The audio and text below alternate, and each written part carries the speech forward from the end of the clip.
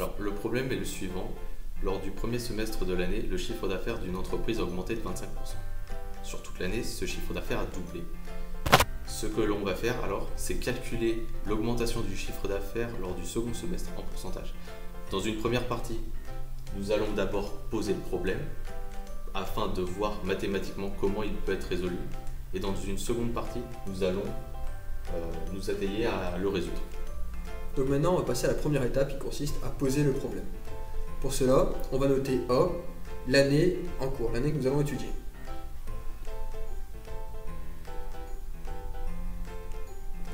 Et on utilise la fonction B qui, à une année A, associe ses bénéfices.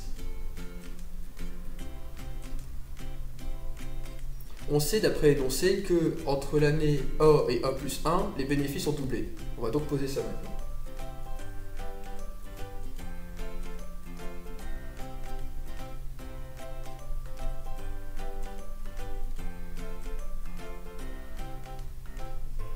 Donc comme je viens de noter, les bénéfices de l'année A plus 1 sont égaux à 2 fois les bénéfices de l'année A. On va maintenant poser A1 qui correspond aux bénéfices à la fin du semestre 1.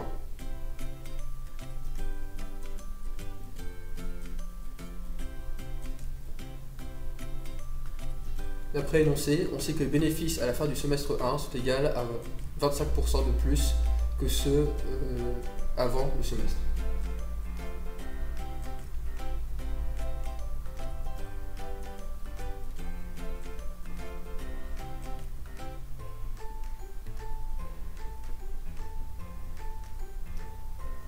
D'après l'énoncé, on sait aussi que les bénéfices à la fin de l'année, donc A plus 1, sont égaux aux bénéfices à la fin du second semestre, et tout ça vaut 2 fois les bénéfices de l'année précédente.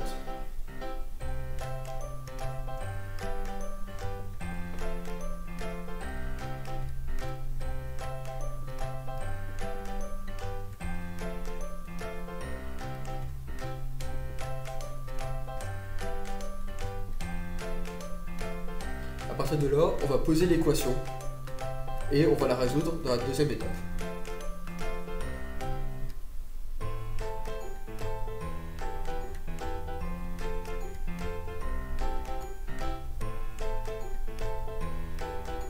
Maintenant, on va passer à la seconde étape qui consiste à résoudre le problème. Pour cela, je vais noter en haut du tableau les deux équations qu'on a définies précédemment. Maintenant, on va introduire une nouvelle variable qui est la variable P et qui représente le gain de bénéfice, donc le pourcentage, qui a été fait entre le premier semestre et le second semestre.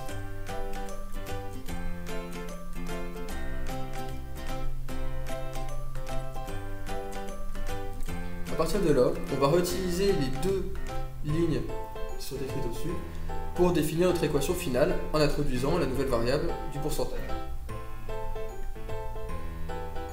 De notre énoncé, on sait que les bénéfices du second semestre correspondent aux bénéfices du premier fois un pourcentage.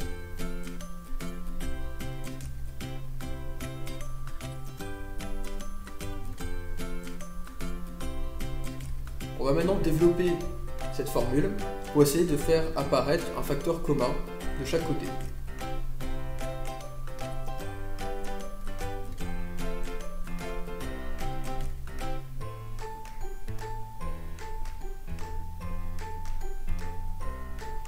On remarque ici que le B2A, donc les bénéfices de l'année A, est sorti. On va donc essayer de le faire apparaître de l'autre côté de l'équation aussi.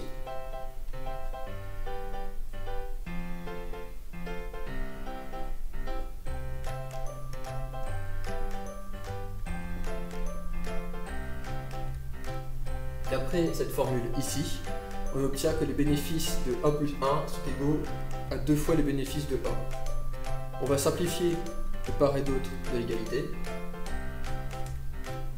et on va isoler P.